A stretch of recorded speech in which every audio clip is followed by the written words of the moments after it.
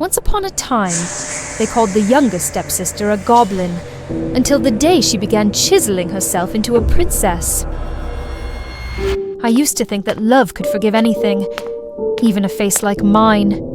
People called me names when I was little. Goblin girl, plump elf, crooked nose freak. I got used to it. I buried myself in books and wrote poems under the sheets at night, stringing together words about a prince I'd never meet. But then he came along, Prince Han. He wrote verses more beautiful than I ever could. I clipped his poems from the Castle Gazette and hid them in a box beneath my bed. I told myself, if someone like him could write like that, then maybe he could also see beyond the surface of things. That hope kept me warm.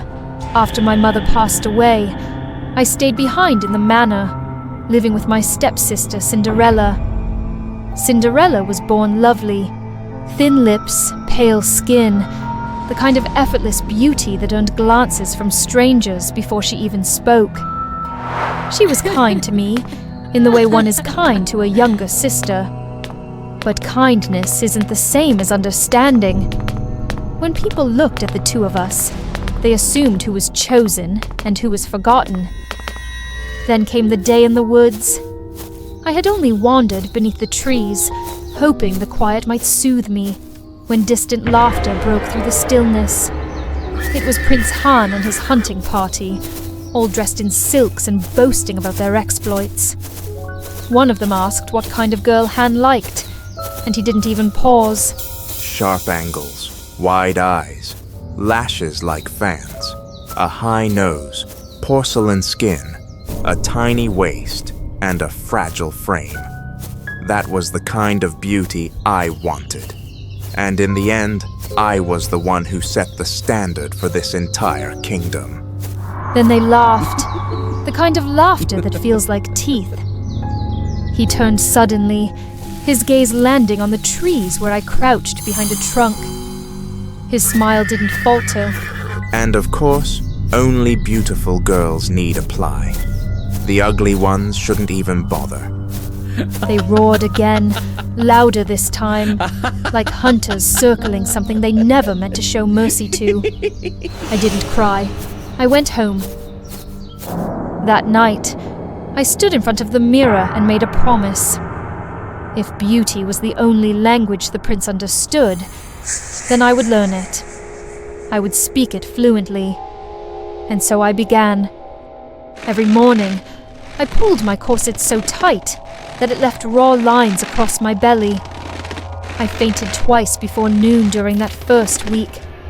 Then I visited the cosmetic apothecaries in the capital, trading family jewels for syringes, scalpels, and sterile hooks.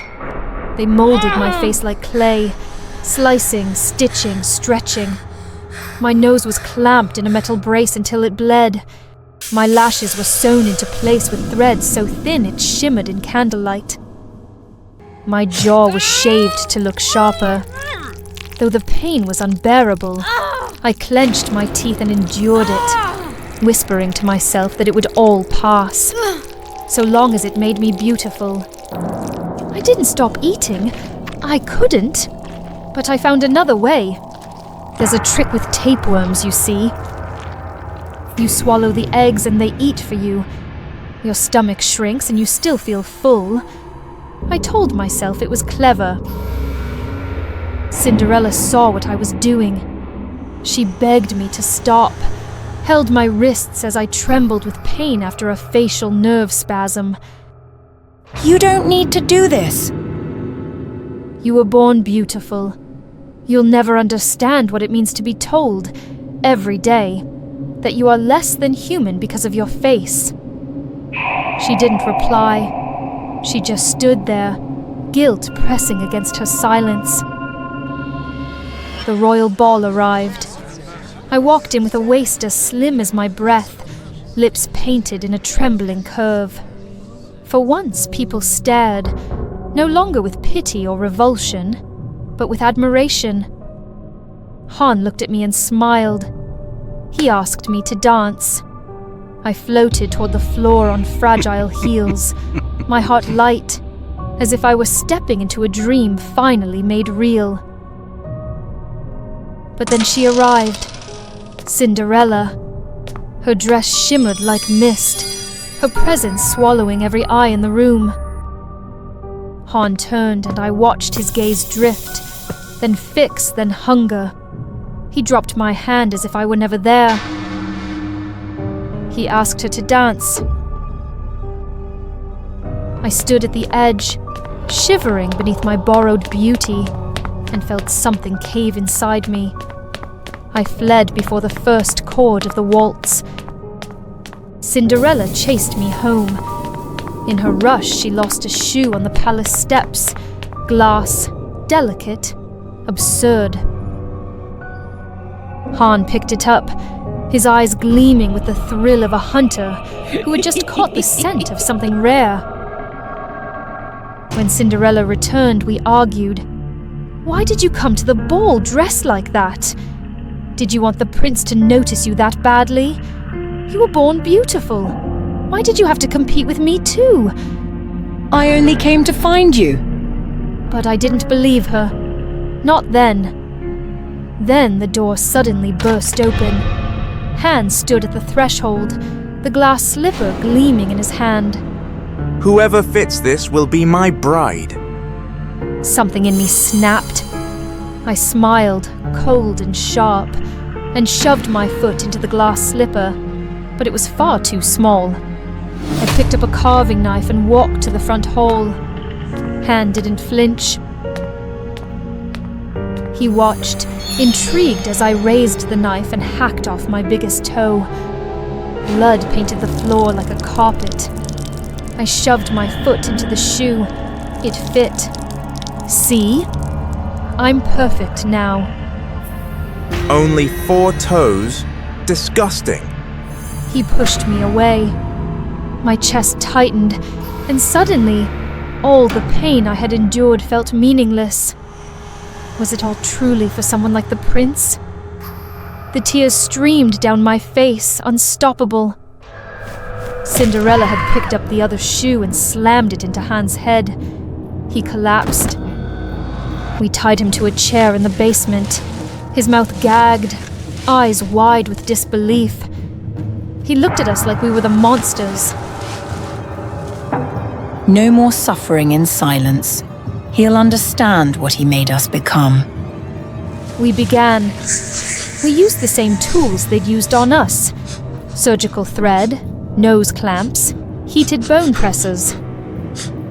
I kept the iron rods steady as Cinderella quietly sewed his eyelids wider, murmuring poems that sounded all too familiar, perhaps even mine.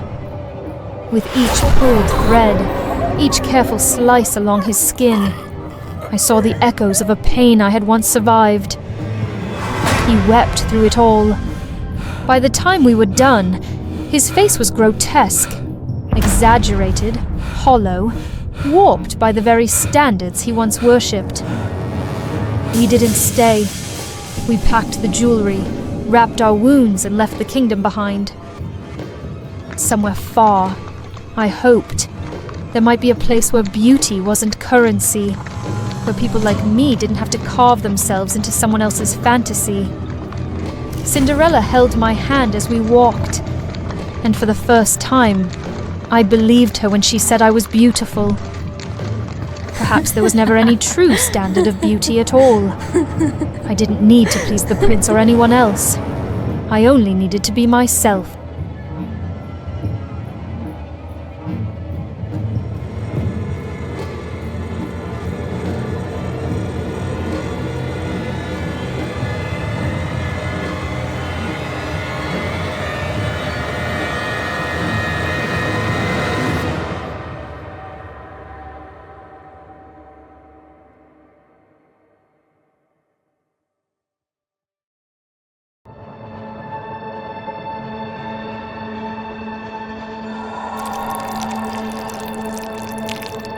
I was Corporal Thomas Baker.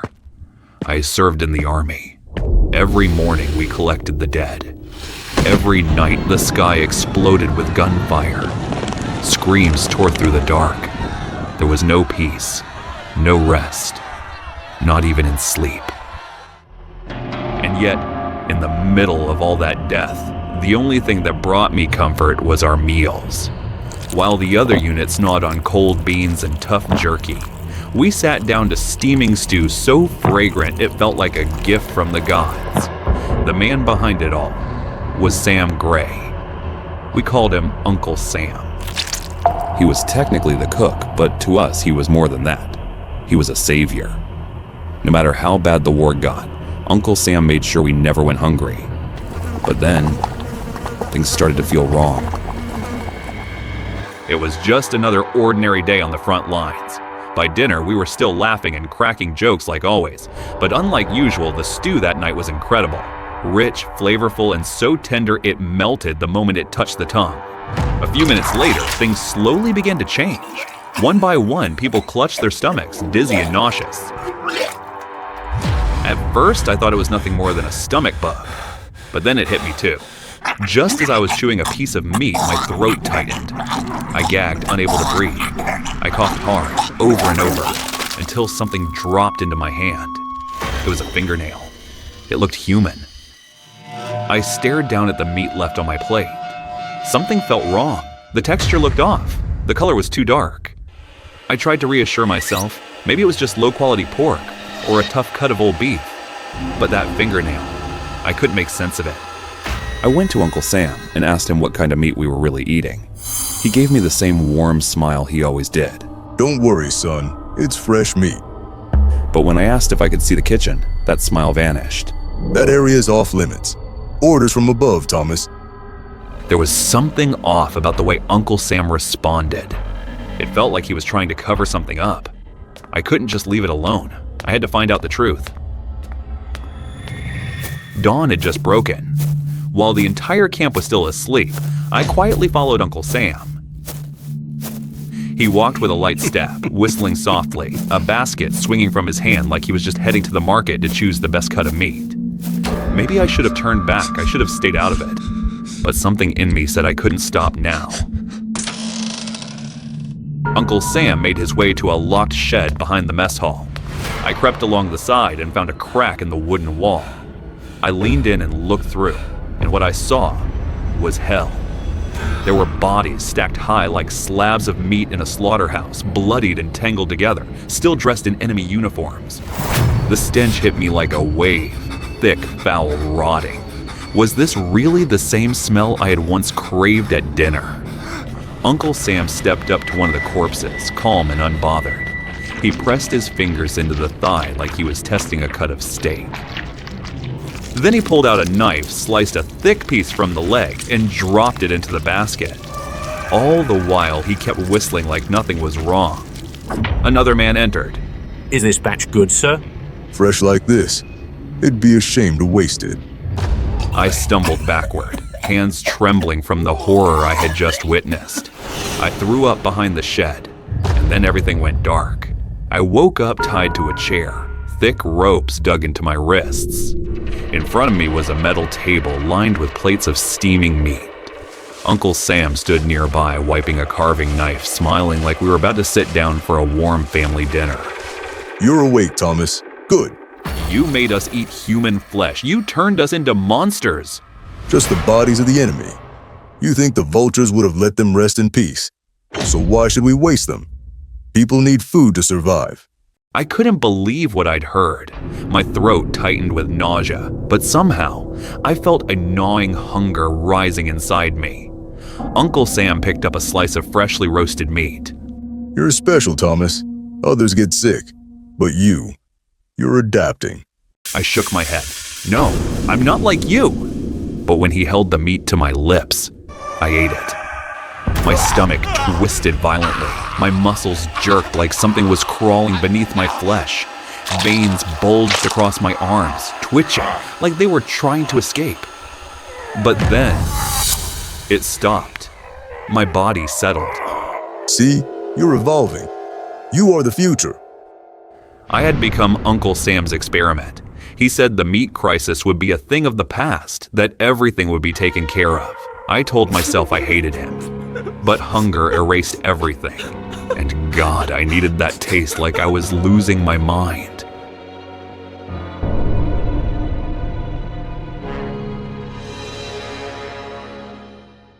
I used to believe that fame could fix everything. Not for vanity. I just wanted to be seen. Needed it. I was drowning in debt. Ignored. Invisible. Fame, I thought, would pull me out. Once I was big enough, the brands would come, the money would follow, and everything would finally be okay. The first taste came from a site called Starlinks. Realistic followers. Intelligent engagement. Become who the world wants to follow. I bought the basic package. By morning, I had 150,000 followers. My notifications were on fire. Comments like, "Queen behavior. Obsessed with your vibe. Where have you been all my life?" I cried. I felt seen. Mia, my best friend, messaged me. This is dangerous. She warned. It's fake and it'll swallow you. I replied, "Just wait. When I blow up, I'll take care of both of us. Promise." She didn't push again. Not yet. I kept buying. 500,000, 1,000,000, 5, 10. I watched my follower count rise like a heartbeat on life support. But offline, I was still nobody. At fashion events, no one recognized me. At restaurants, no one cared about my 10 million followers. No brand replied to my emails. Then came the skeptics. Who even is this girl? How does she have more followers than Taylor Swift? Bot-farmed fraud. Sad. And the exposés. YouTube videos tearing me apart, showing my engagement spikes, fake comments, rented admiration. Then, I saw her. Mia. In one of the interviews, sitting across from a podcaster. She's not a bad person, but she's addicted. I tried to help. She pushed me away. I blocked her that night. Traitor! I spat. You'll regret this when I'm really famous. That's when I bought Starlink's Platinum. It included high-grade interaction, AI fan chat, even mannequins with embedded camera lenses to simulate real-life events. I rented a warehouse, built a stage, hung banners with my name in gold, dressed 200 mannequins like adoring fans. My fan meeting streamed live. The night of the event, I wore white, lit just right. I stepped on stage, heart pounding. 146,000 people watching. Hearts floated up like glitter. Comments poured in. We love you. She's glowing. Fan meet of the year, I sang. I smiled. I thanked them. You believed in me when no one else did. This moment, it's everything. And then, a click. A metal door creaked at the back of the warehouse. Footsteps, slow, heavy. A man stepped into the light. Bald, broad-shouldered, black shirt soaked in sweat. In his hand, a thick steel pipe. He walked down the center aisle, passing rows of mannequins whose empty stares never wavered. My voice faltered. Who are you? He smiled like someone who'd waited for this moment a long time. Time's up, sweetheart. You owe us. I'm live streaming, I stammered. There are thousands watching. He glanced at the camera and snorted. They're bots. Just like your fame. You paid for this fantasy and now reality's collecting. I froze. Then he swung the pipe. Crack. A mannequin's head flew clean off, bouncing off the stage. Wham! Another was crushed at the chest, splitting open in a burst of stuffing and plastic. Thud. One was kicked off the platform, its stiff limbs crashing to the floor like a fallen god. I stumbled back, tripping over fallen legs and shattered illusions. You worship this.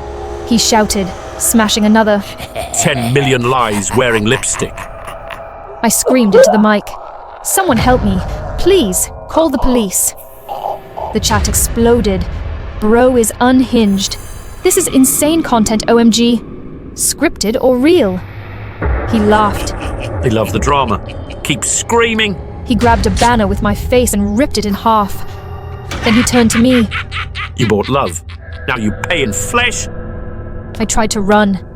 My heel snapped. I hit the floor. The pipe came down crack into my shin. Pain exploded through me. I screamed until my throat bled. 172,000 watching. Wait! Was that real? Bruh, she's crying for real. This live stream is wild. I crawled to the camera. Please, I whispered, barely able to breathe. Someone. He raised the pipe again, but suddenly, a voice cut through the chaos. Get away from her! From the shadows, a figure sprinted across the warehouse. Fast, fierce, unstoppable.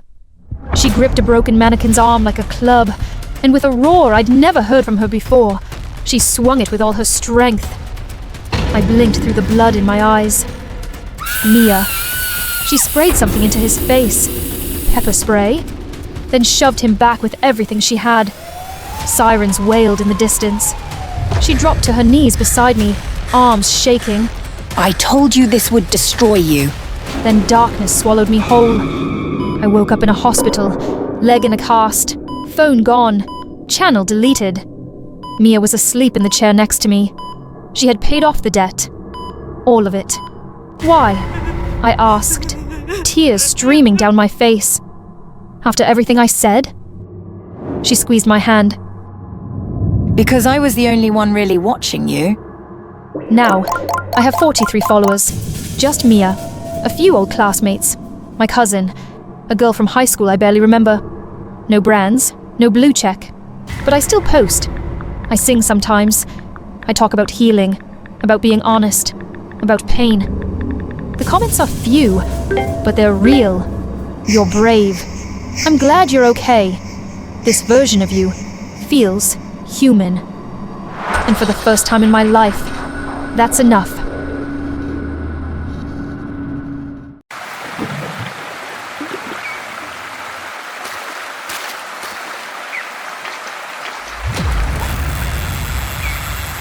I'll only buy this for the lowest price. I always believed the ocean was my home, even if it was confined within thick glass walls, even if the water was controlled by human hands. I belonged there. Every time I slipped into the tank, weightless and free, I became part of the sea. The fish were my companions, the audience my fleeting admirers. But I was wrong. There were things in the water I should never have trusted. And one day, the water betrayed me. The first sign was the arrival of the new fish. A creature unlike any I had ever seen, massive and ancient-looking, its scales black and slick as oil. Its eyes weren't like the others. There was no dumb curiosity, no mindless drifting. It watched. It understood. I asked my supervisor why we suddenly had the budget to import such a beast. Our company was known for its stinginess, barely affording basic maintenance. He shrugged, muttering something about investment and attracting tourists.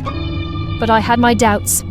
Still, I tried to bond with it, like I had with all the others. Yet every time I entered the tank, I felt its gaze. Not just observing, calculating. The way it drifted near, but never too close, sent ice crawling down my spine. I told myself I was imagining things. Until the day it attacked.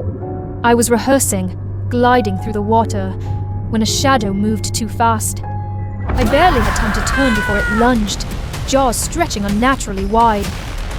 I kicked, twisting away as its teeth snapped inches from my face. Water exploded with motion. A force like a freight train slammed into me, sending me spiraling. The glass walls rattled. Then, chaos. Alarms, staff yelling. They quickly pulled me up, the fish chasing right behind.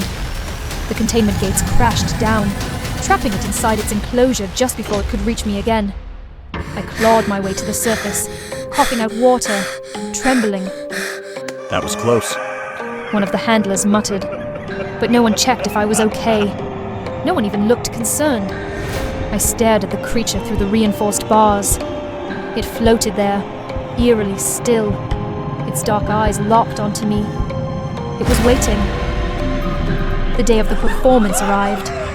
The tank lights shone, illuminating the artificial coral and the eager faces pressed against the glass. I slipped into my mermaid tail, painted on my usual smile, and dove in. For a while, it was just another show. Twirling, waving at the children, moving with the grace that had taken me years to perfect. The audience clapped, delighted. Then I felt it. Sharp, searing pain. I had brushed against the coral, cutting my hand. A thin trail of red curled into the water. Before I could react, the tank shuddered. A deafening crack echoed through the enclosure as the bars twisted and snapped. The fish rammed them again, bursting free. The water around me convulsed. The crowd's cheers turned to screams. It came for me. I kicked off the rocks, propelling myself toward the surface, but it was faster.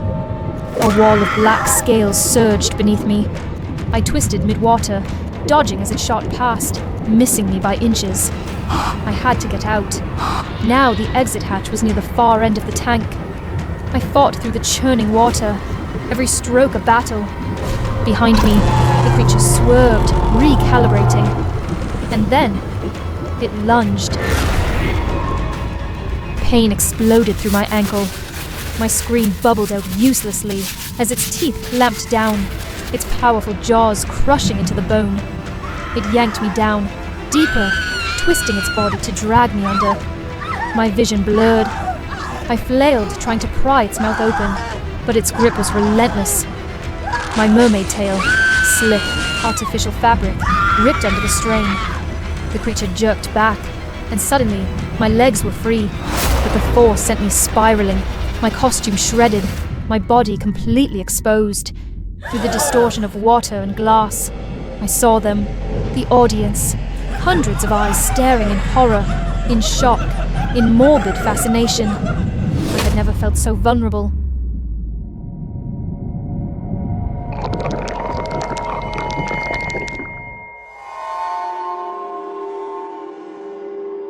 The next day, they handed me an envelope. That should cover the damages, the manager said flatly. $100. I gaped at him. Are you serious? That thing nearly killed me. My voice wavered, throat tight. I was humiliated, in front of everyone. He shrugged. It's not a human. What's the big deal? I clenched my fists, my nails digging into my palms. And me? What about me? You still have a contract. No one else wants the job, and we have a schedule to maintain. He smiled, as if I were being unreasonable. You'll be fine. I looked at the tank. The creature floated there, as calm as ever, watching, waiting, just like me. They thought I was trapped, but they were wrong. I wasn't just a performer in a costume. I wasn't just another prop in their tank. I was more. And soon, they would see it too. Tinky Winky! Dipsy! La la! Oh. At 78, I was hailed as a humanitarian icon. Tamzin, former orphanage director, who dedicated her life to disabled and abandoned children. That's what the articles said. The interviews, the awards. They called me the mother of the lost, the savior of the forgotten. But if I had a choice, I'd rather they called me Funny Madame. I smiled in all the photographs, practiced humility, spoke of sacrifice. And recently, in celebration of my lifelong service, they gifted me something I didn't even ask for. A lifetime stay at a luxury retirement estate. Private suite. Personal caregiver. Round-the-clock comfort. All I had to do, they said, was close my eyes. Just sleep and you'll wake up there. So I did.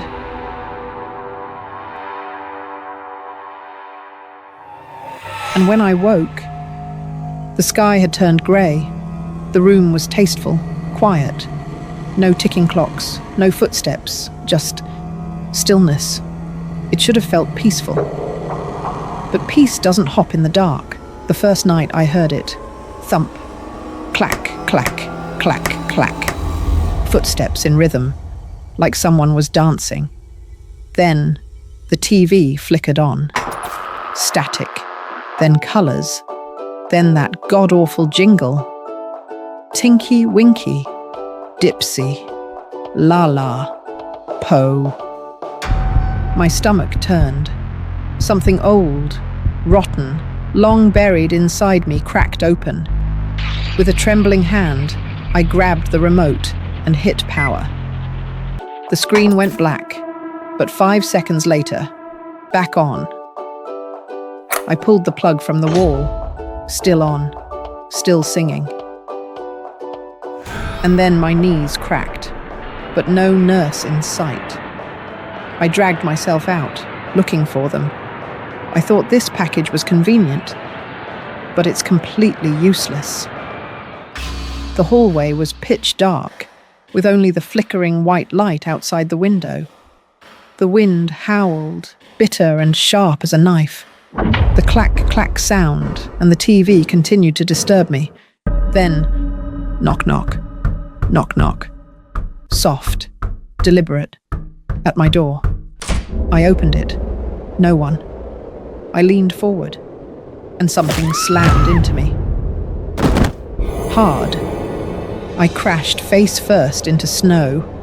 The cold stole the scream right out of me. "You little bastard!" I shouted, struggling to sit up. "You think this is funny? You'll be punished, do you hear me?" Only the wind answered, shrieking and gnawing at my skin. I stumbled through the snow, barefoot, tried the windows. All sealed shut. My feet cracked open. Skin tore on the ice. Each step felt like walking on needles dipped in acid. Then, darkness. I woke beneath thick blankets, swaddled like a corpse. A young man stirred porridge beside me. You shouldn't go out like that, he said softly. There are people here who really hate you, even if you don't remember them. The TV was still on. Still that song. Tinky Winky, Dipsy, Lala, Po. I groaned. Turn it off. I don't want to hear that nonsense. He didn't move. Is that why you never let the four of us watch it? He asked, not looking at me. I narrowed my eyes. You don't understand what it's like taking care of crippled little monsters. You can't afford softness, not when they scream all night and piss themselves. He finally turned to face me, and I froze. His face, burned, melted like candle wax, red, raw, one eye white and blind. He smiled. Oh, he said. The name struck me like a hammer. No! You died! You died in the fire! That was decades ago.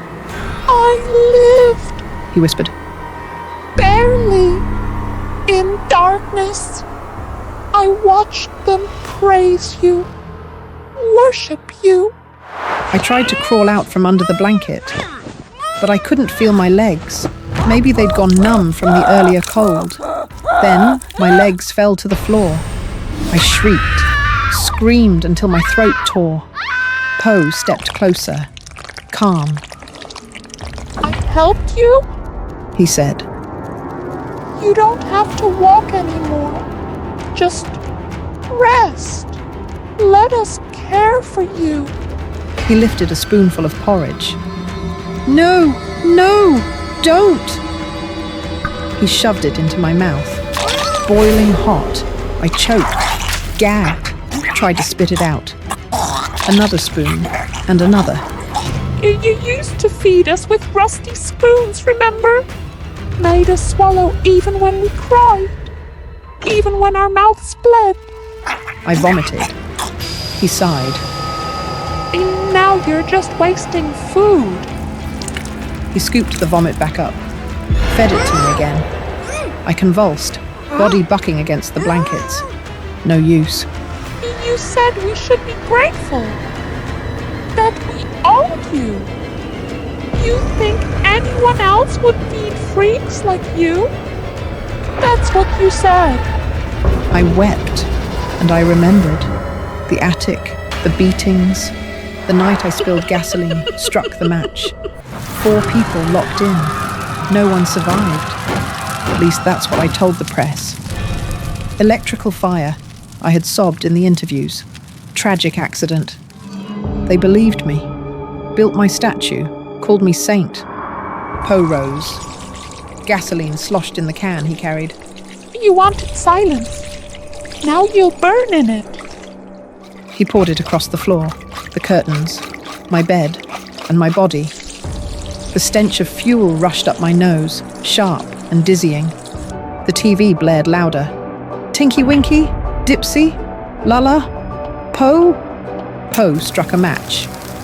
You always said, "This is how I take care of you." He dropped the flame. Now, let me take care of you the same way. Fire crawls across the room like a memory. The smoke is thick with screams I once silenced. I crawl, but there's nowhere left to go. The flames kiss my skin, and I think maybe this is what they felt. Above it all, the TV howls. Tinky Winky, Dipsy, Lala, Poe. Again, and again, and again. No! I don't want to eat sahur!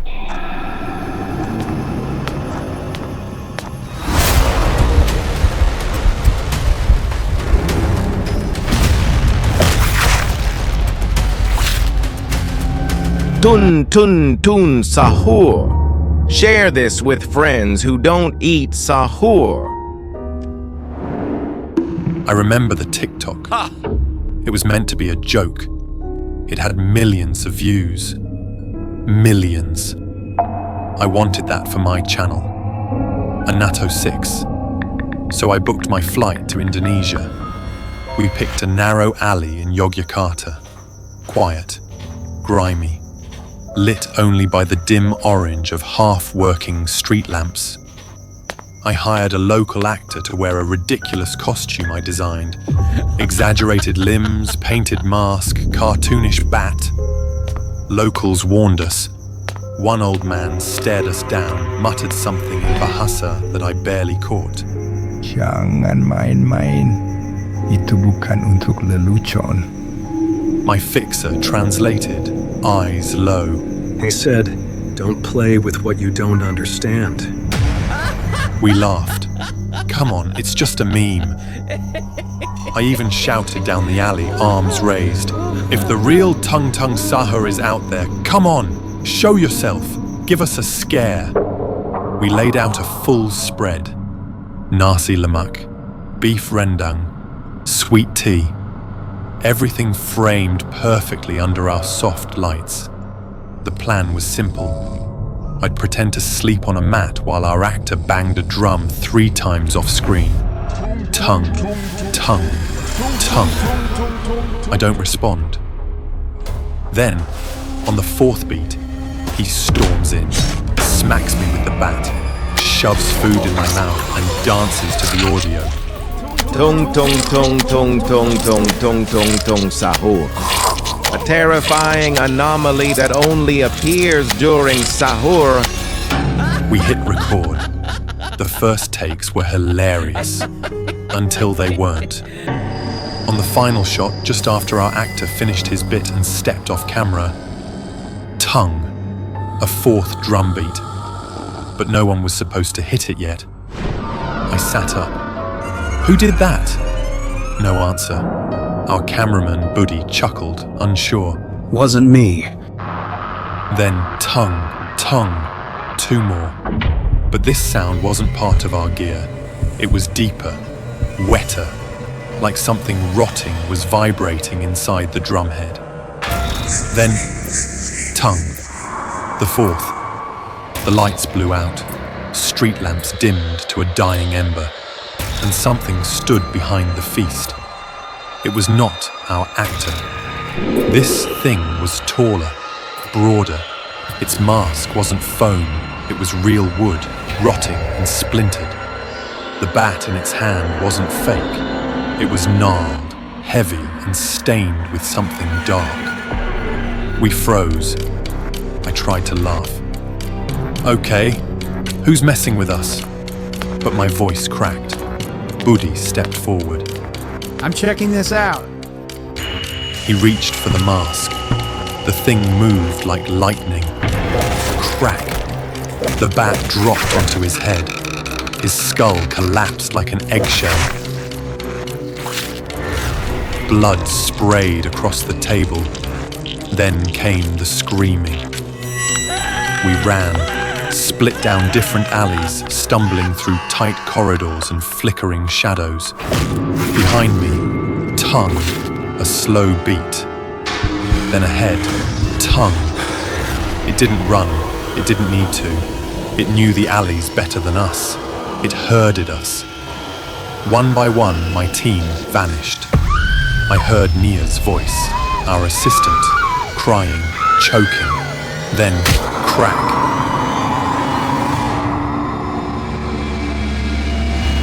I ducked into a mushola, a small neighborhood prayer room. Inside, an old man sat cross-legged, whispering prayers. He didn't look up. You brought it here. You mocked the Sahur call. You summoned judgment. I begged him for help. You turned sacred rhythm into performance. And now you must face the consequences. You don't belong here. He said coldly. Run. I found an empty house a few doors down. Dead plants, cracked windows, something ancient in the dust. I locked the door, shoved a chair under the knob, collapsed in the corner. But then, tongue. I jolted awake. Tongue. No, please. Not again. Tongue. The third beat. Then the fourth. It stooped to pass through the doorway, impossibly tall, a towering silhouette that defied reason. Its mask was fractured, the broken pieces revealing dark, hollow voids beneath, pulsing hunger. Wake up and eat. I ran. It followed. Through the rotting house, smashing through walls like they were paper. I tripped, fell down a staircase, felt my shins snap. I crawled. It caught me. It didn't kill me. It broke me. One arm, then the other, legs next. It set me upright like a doll at the dinner table, the one we had prepared. You will not waste Sahur. It hissed. It shoved cold rendang into my mouth. I gagged, vomited. It scooped it up, shoved it back in. You prepared this meal. It whispered. You will finish it. I don't know how long it went on. I chewed through the tears, through pain, through blood and bile. Because if I didn't, it beat me harder. Until the plate was clean, until the table was empty. And when it was satisfied, it stood, looked down on me, silent, then turned, and vanished into the dark. I collapsed to the floor. Everything in me screamed. My stomach twisted, my limbs hung uselessly. But worse than the pain was what settled in my chest. Regret. Not for chasing the views, not for flying halfway around the world for a video, but for the blasphemy, for making a meme out of something sacred, for mocking what others revere, for turning ritual into spectacle, faith into content.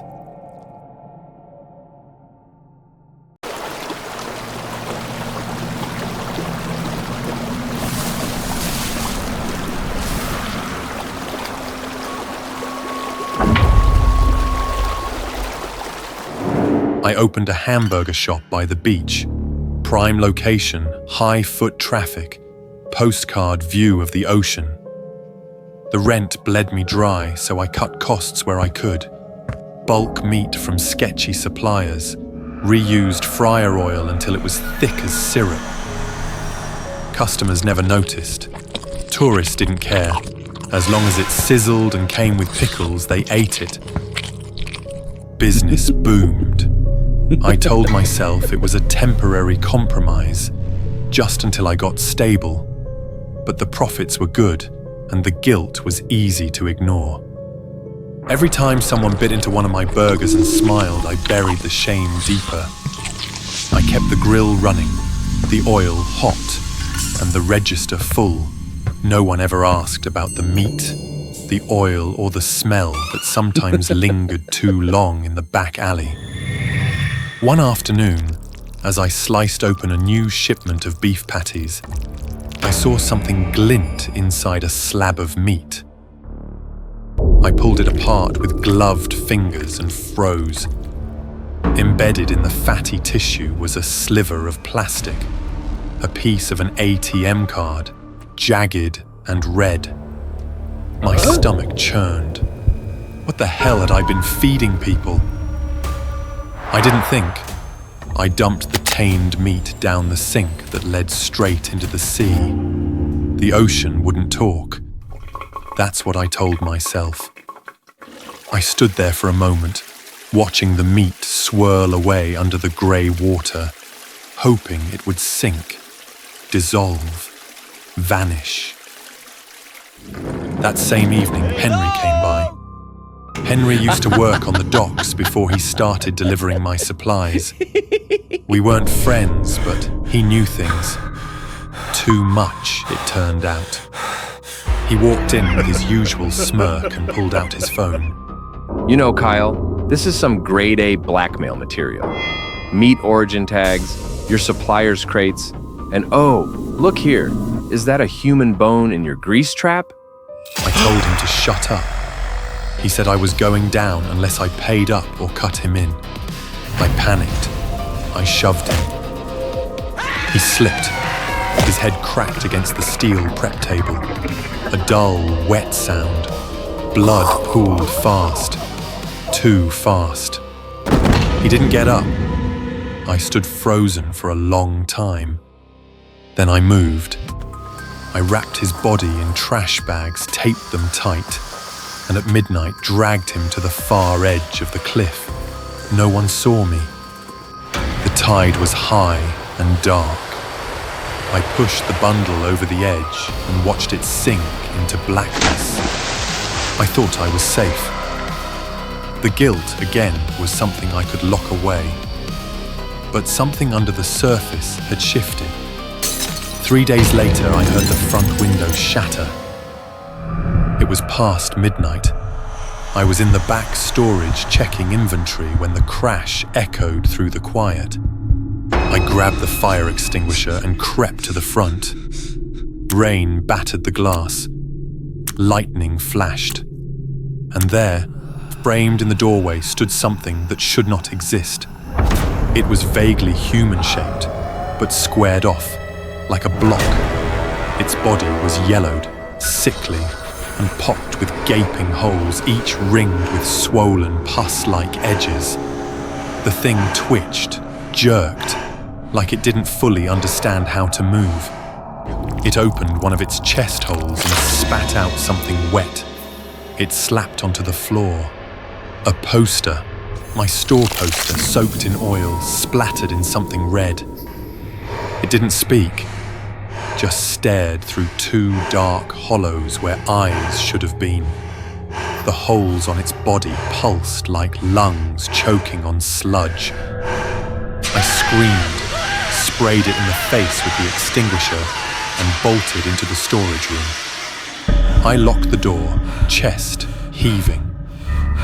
Silence. Then came the sound of something dragging itself across linoleum. Wet, deliberate. Then a soft thump. I crept to the door and peeked through the gap beneath.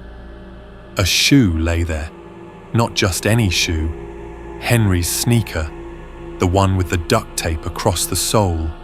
Beside it, half soaked and torn, was his employee ID. The name smudged, but still readable. H-E-N. I collapsed backward. My heart beat against my ribs like it wanted out. The sea hadn't erased him. It had returned him, or part of him. I didn't have time to process it. The door blew inward. The thing I now saw up close loomed over me. It didn't attack. Instead, it reached out with a lumpy arm, seized my wrist, and dragged my hand toward one of the seeping holes in its side. I struggled. It held firm. I screamed until my throat cracked. Its grip was spongy but unyielding, like wet rubber, and it radiated an impossible, clammy warmth.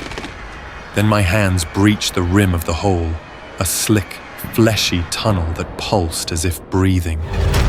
I gagged. Inside, my hand brushed against something soft, slimy, then rigid. Plastic. I pulled out a warped burger wrapper, waterlogged, crumpled, and soaked in thick bile. It let go, then grabbed me again. Another hole. More garbage. The hamburger's meat that contains a TM card. A straw. Part of a patty, still half raw. Each time I pulled something out, the creature let out a wheezing hiss and shrank a little more, its skin puckering, sagging like a sponge being wrung dry. It groaned, low and wet, as if in relief. Then I found something solid, heavy, a forearm bone broken at the elbow. I dropped it, backed away. The thing just stared. Its body shuddered, loose bits falling off like wet cake. It turned, crawled out through the busted door, dragging a trail of muck. It left behind a silence that felt wrong, too clean. By morning, the beach was coated in filth. Oil scum, bits of rotting meat, shredded bags, chunks of plastic. Tourists screamed. News vans rolled in. And a bloated human torso wrapped in familiar black trash bags. The police traced it all back to me. Cameras, records, Henry's ID, the footage of me hauling the bags. They never caught the creature, but they didn't need to. I'm in prison now, not for seeing a monster, but for feeding one, and for becoming one myself. Every night, I still hear that wet, dragging sound echo in my dreams. Sometimes I wake up with a phantom feeling of bile on my hands, and I wonder if the ocean spits back what we throw into it. What else is waiting to come ashore?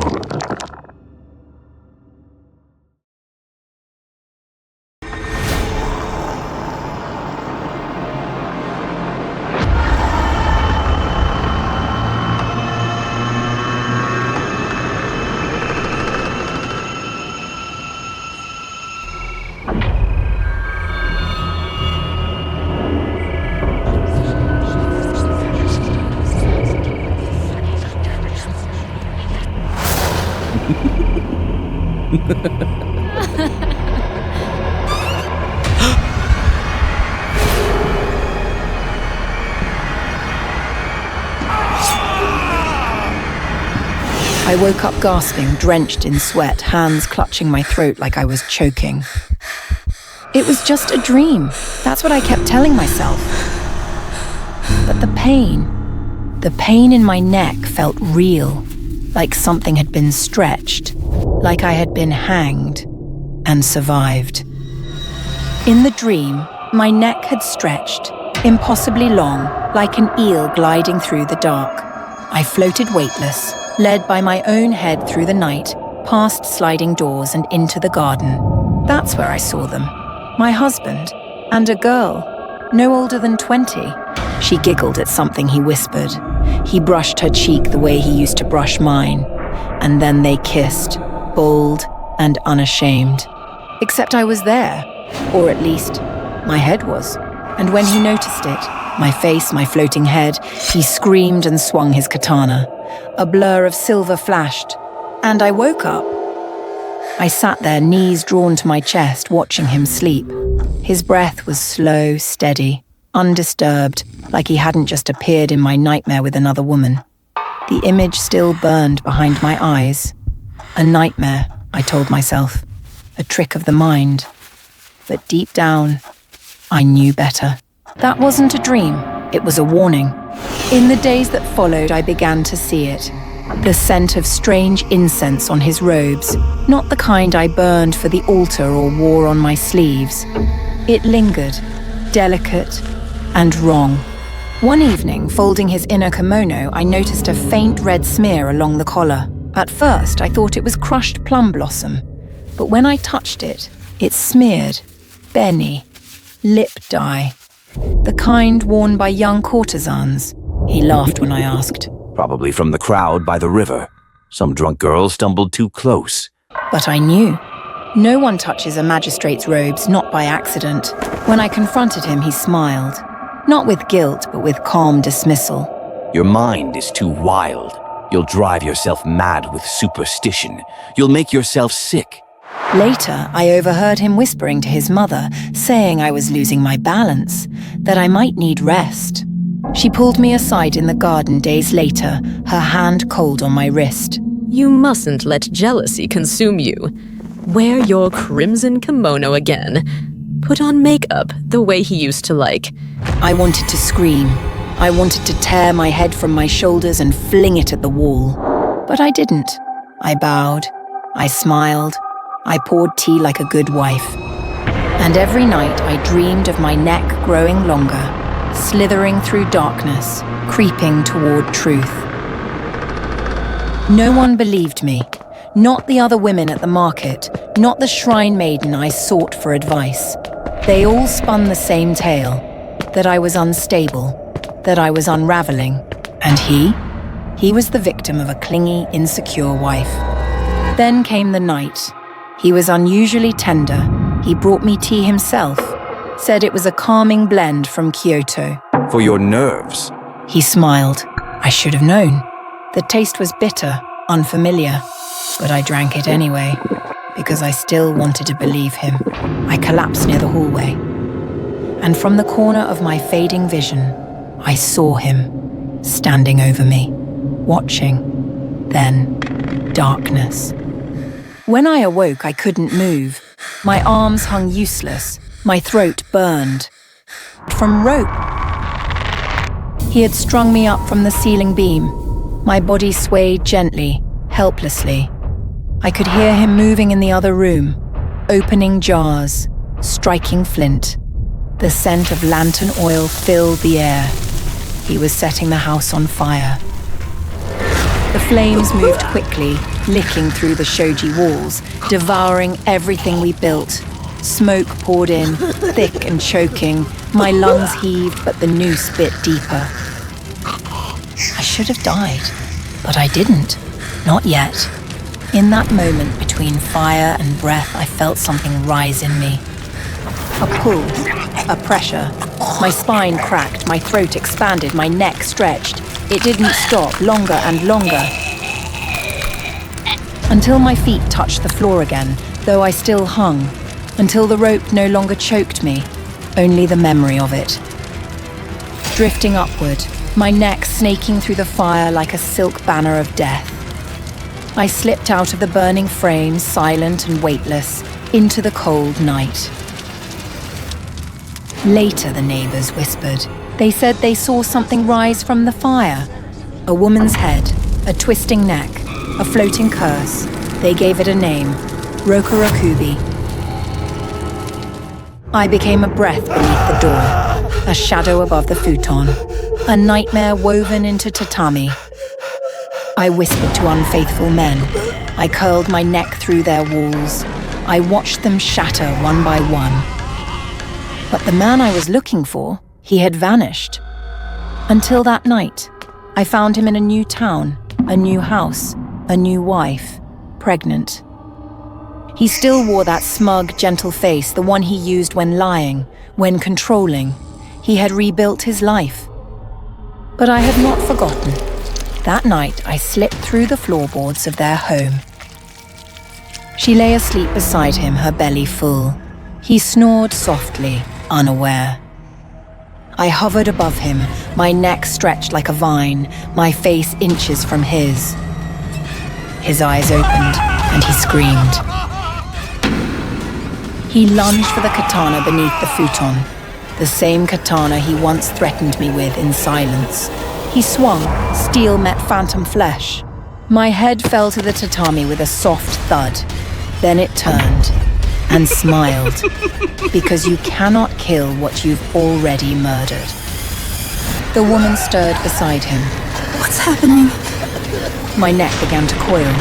Around his legs, his waist, his arms, his throat. It slithered tight and then it rotted.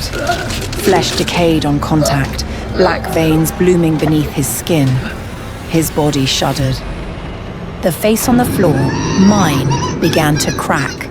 The eyes clouded, the skin peeled, the mouth opened. I looked at them both, his frozen terror, her rising scream, and whispered, I will always come back, because my neck still stretches, and the longer it grows, the closer I get, and you cannot escape your karma.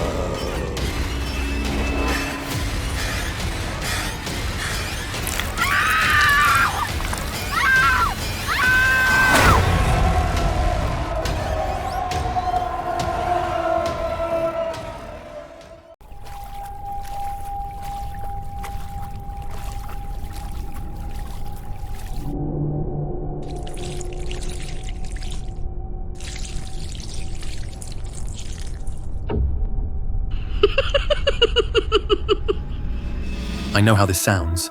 I really do. But before you judge me, just hear me out. I'm not insane.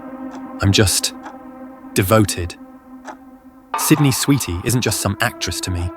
She's a living myth, the last real star in a sea of filters and AI-generated fame. Her smile feels like warmth after frostbite. Her voice lingers in your head hours after an interview ends. She's flawless, but not plastic. She's there, raw and real, just far enough out of reach to keep you dreaming. I never missed a post, a new role, a red carpet look, an interview where she'd push hair behind her ear. I memorized it all.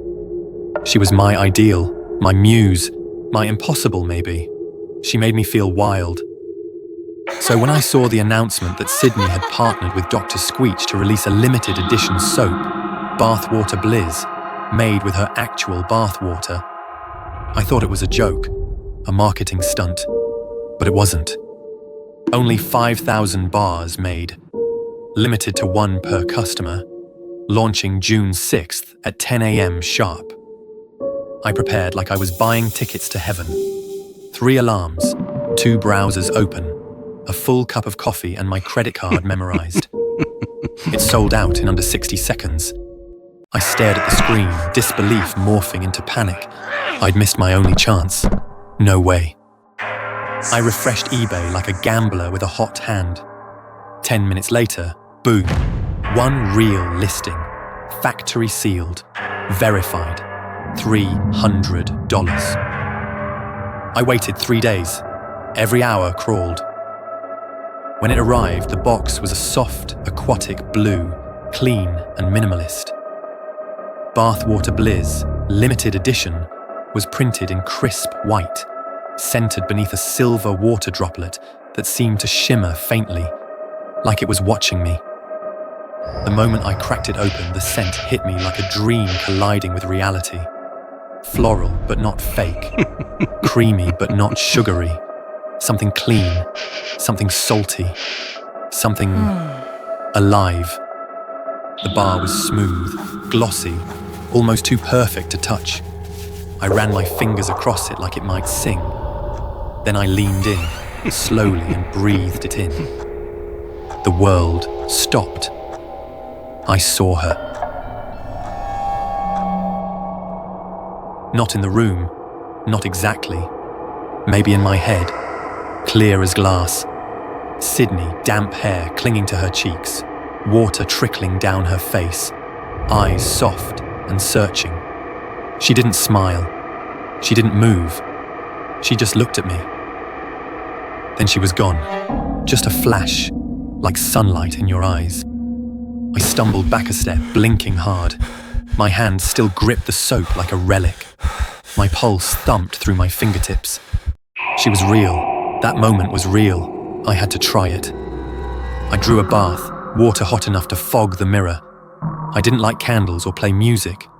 I wanted silence. I wanted her. The soap lathered with ease, thick and pearlescent, like it melted into me. The scent swelled in the heat, enveloping everything. It was like she was there. Not as a ghost, as a presence, something intelligent, watching. I sat still. My mind drifted. The foam wrapped my arms, clung to my chest, ran between my fingers like silk, and with every pass of the soap, the scent grew deeper, denser. My thoughts unraveled. I wasn't alone. A pressure formed just behind me, gentle but real, like someone brushing past in a crowd. I froze. The water rippled. Breath touched the nape of my neck. You've wanted this, Someone whispered. I couldn't speak. My mind was buzzing and numb all at once. I stayed there for a long time. When I finally stood up, my skin tingled. The scent clung to me like a second skin. I pressed the bar to my chest. I couldn't put it down. I didn't dry off. I didn't get dressed. I walked straight to bed, still damp, still holding it. Sleep took me instantly. I woke up in a fog. My sheets were damp. My hand still gripped the soap like I'd clutched it all night. Then came the itch. First on my forearm, then my ribs, my scalp, my thighs. I sat up, confused, scratching. Looked down. My skin was covered in small red bumps, raised and inflamed. I stumbled into the bathroom, turned on the light. The bumps moved. I leaned closer. My stomach flipped. On the surface of one, just one, I saw a tiny, perfectly formed face. Delicate cheekbones, full lips, wide eyes, her face. I yelped and staggered back, nearly falling into the tub. But curiosity pulled me forward again. More bumps, more faces. They stared at me, silent. Some smiled, some frowned, some just watched. My heart pounded like a drum.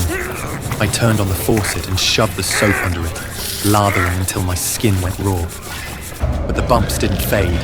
They pulsed. They multiplied. I rubbed harder.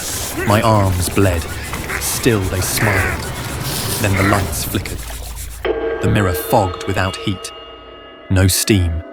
Just cold breath on glass. And she was there. Sydney. Not a vision. Not a reflection. Something else. She sat in a dark tub, green water rising to her collarbone. Her skin was smooth and wet, but her eyes were wrong. Too wide. Too empty. She opened her mouth. You wanted a part of me. Now I'm taking what's mine. I blinked. She was closer. The soap slipped from my hand. I couldn't move. Fingertips pressed against my spine. A voice purred into my ear. Let me clean you. Let me purify you. I didn't resist. I couldn't. Her hands dragged the soap across my arms, my chest, my face. Her voice lilted with venom. You bought me like a product, a souvenir. You wore my scent like a second skin. How does it feel? Using a woman's bathwater? Her voice was soft, but it slithered down my spine like ice. Do you feel powerful now? She pressed her fingers into my sores. They burst like blisters, oozing heat and sound, whispers. I heard her memories. Casting calls, harsh lights, men's voices, clinical and cruel. Smile wider. Lose 5 pounds. Don't talk unless you're asked. And always, you're perfect, you're perfect, you're perfect. Men like you. She leaned close, her voice turning bitter, acidic. You're all the same. Greedy little pigs pretending it's love. Sydney's nails scraped down my back. My skin peeled like tissue. You bought a piece of me, and now I own you. You disgusting little thing. Let me scrub you. I woke up alone, soaked, trembling. The soap was gone, the water drained. My skin, smooth, clean, as if nothing had happened. But the mirror told the truth.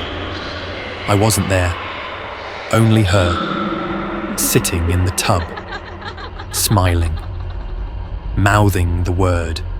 Next one.